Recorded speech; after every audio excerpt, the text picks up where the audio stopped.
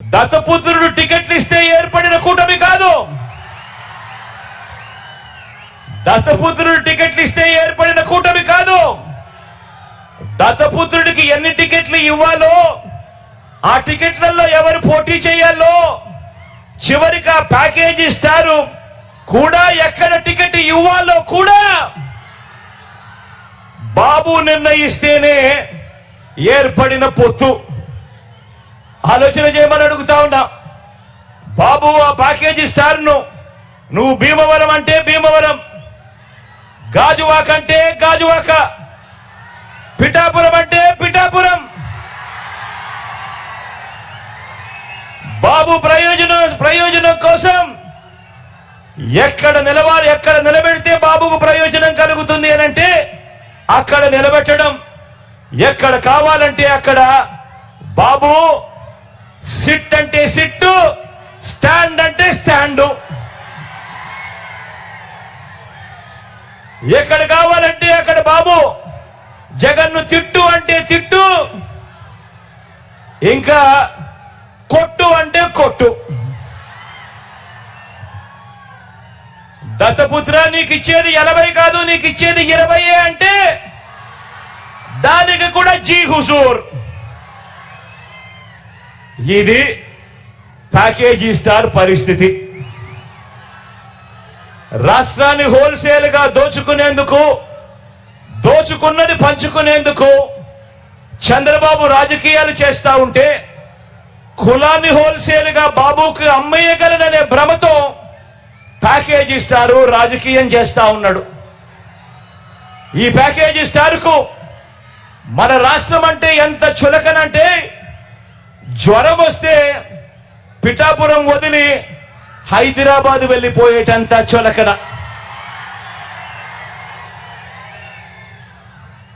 ఇంతకు ముందు ఈ ప్యాకేజీ స్టార్కు పాలకొల్లు, భీమవరం, గాజువాక 3 అయ్యాయి.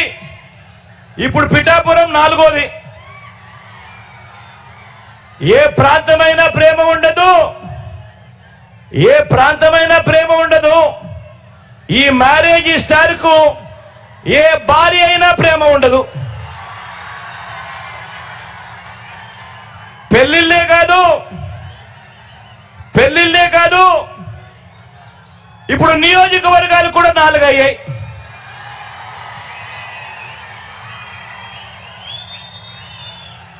మామూలుగా ఇక్కడ ఒక సామెత ఉంది, చాలా ఫేమస్ సామెత కూడా. పెళ్లికి పిఠాపురం వెళుతూ వెనకటికొకడు పెళ్లిని శంకర పట్టుకుని వెళ్ళాడన్నది సామెత. ఆ పిల్లిని శంకర పెట్టుకుని వెళ్ళింది ఎవరా అని ఇంతకాలం ఎవరికి అర్థం కాలేదు. కానీ ఇప్పుడు అర్థమైంది, చంద్రబాబు తన చంకలో ఉన్న ఆ పిల్లిని ఇప్పుడు పిఠాపురంలో వదిలాడు అని.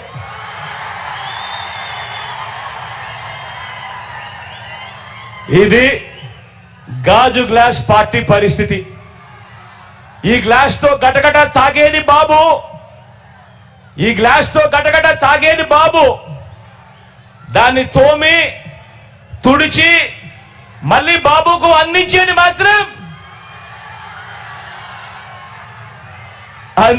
మాత్రం ఈ ప్యాకేజీ స్టార్. పిఠాపురం నుంచి నాకు తల్లి లాంటిది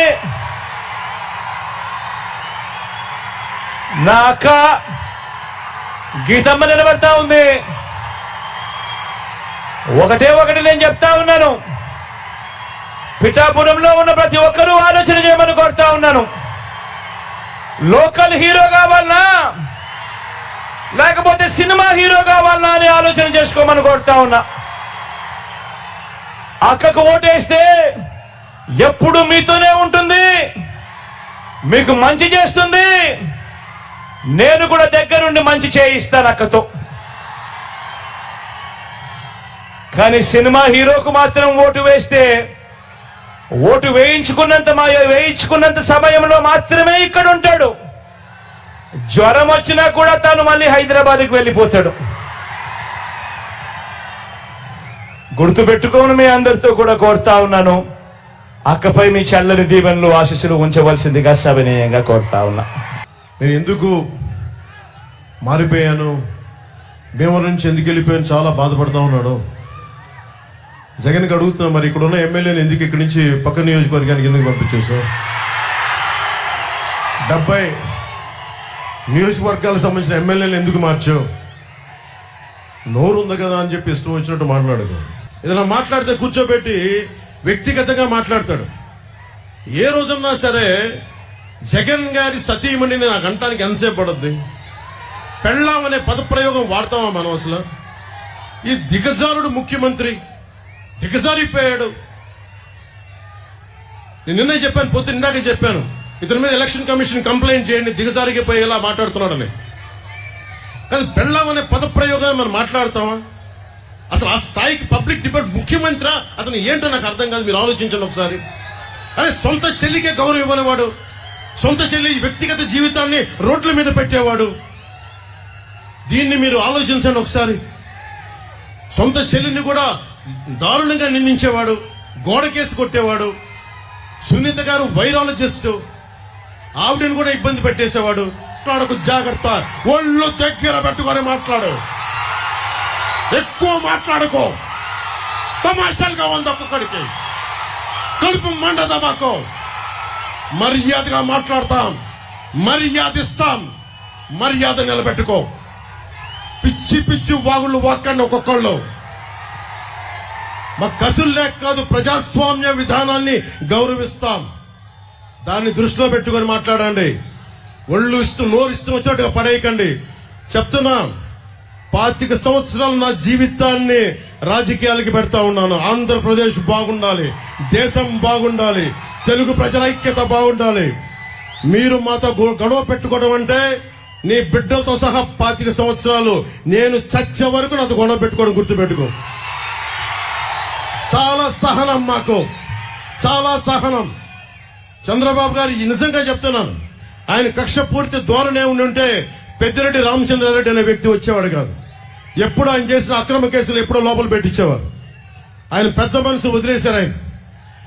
అలాగే చెప్తా ఉన్నాను, ఈ రోజున పెద్దిరెడ్డి రామచంద్రారెడ్డి గారు కానీ, మిథున్ రెడ్డి గారు కానీ, వాళ్ళకంట కూర్చోబెట్టి వాళ్ళ ఏరియాలో ఎవరు రాకూడదంటారు. వాళ్ళ నియోజకవర్గాల్లో ఎవరు వచ్చినా వాళ్ళు ఊరుకోరంటారు. వాళ్ళు వచ్చి రాష్ట్రం అంతా కెలకొచ్చారు. మీరందరూ రాష్ట్రంలో పిఠాపురం దగ్గర నుంచి బందర్ దగ్గర నుంచి అన్ని మానవ వనరులు, అన్ని సహజ వనరుల్లో మీరు ఏళ్లు పెట్టండి. మేము చూస్తూ కూర్చుంటాం, చేతులు పెట్టుకొని, నోట్లో ఏళ్లు పెట్టుకొని. చూపిస్తాం మీకు భవిష్యత్తులో మీకు ఎలా ఉంటుందో. మీకు అన్యాయం మీద తిరగబడితే ఎలా ఉంటుందో మీకు చూపిస్తాం. మీకు ముఖ్యంగా యువతకి చెప్తున్నాను, మీరు కులాల్ని దాటి రండి, జిల్లాల్ని దాటి రండి, ప్రాంతాల్ని దాటి రండి.